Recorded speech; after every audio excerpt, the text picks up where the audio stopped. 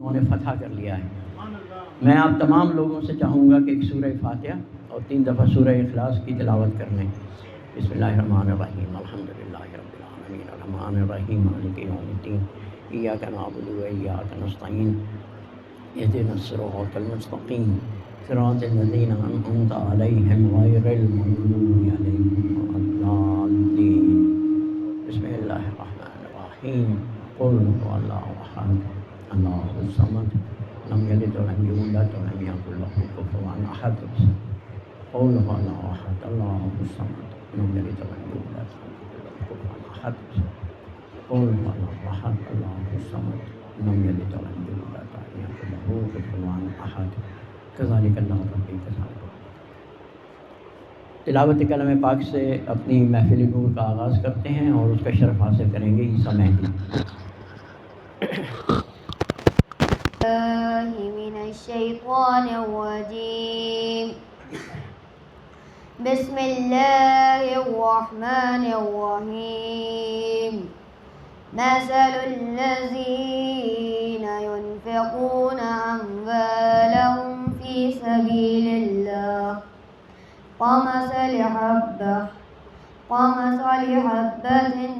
أنبتت 7 سنابل في كل سنبلة 100 حبة والله يضاعف لمن يشاء والله واسع عليم۔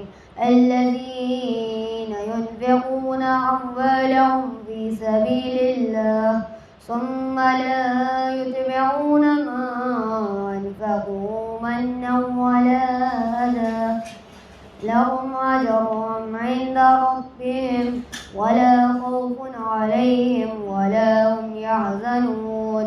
صدق الله العظيم۔ صلوات۔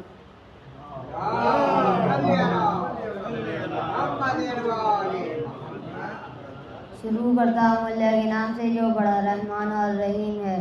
جو لوگ اپنے مال اللہ کی راہ میں خیرات کرتے ہیں ان کی خیرات کی مثال ایک دانے کی سی ہے، جب اسے بویا جائے تو اس سے 7 بالیاں نکلیں اور ہر بالی میں 100 دانے ہوں۔ اسی طرح اللہ جسے چاہتا ہے بڑھا چڑھا کر عطا فرماتا ہے، کیونکہ خدا تو بڑی وسعت دینے والا واقف کار ہے۔ یعنی کسی چیز پر بڑھانے اور وسعت دینے اور نیت عمل کا پورا علم رکھتا ہے۔ جو لوگ اپنے مال اللہ کی راہ میں خرچ کرتے ہیں اور پھر اس خیرات کے بعد جن کو دیتے ہیں ان پر احسان نہیں جتاتے اور نہ ان کو ستاتے ہیں تو ان کا اجر و ثواب ان کے رب کے پاس ہے اور ان کے لیے تو کوئی خوف ہی ہوگا اور نہ ہی کوئی غمگین ہوں گے۔ اللہم صلی علی محمد وعلی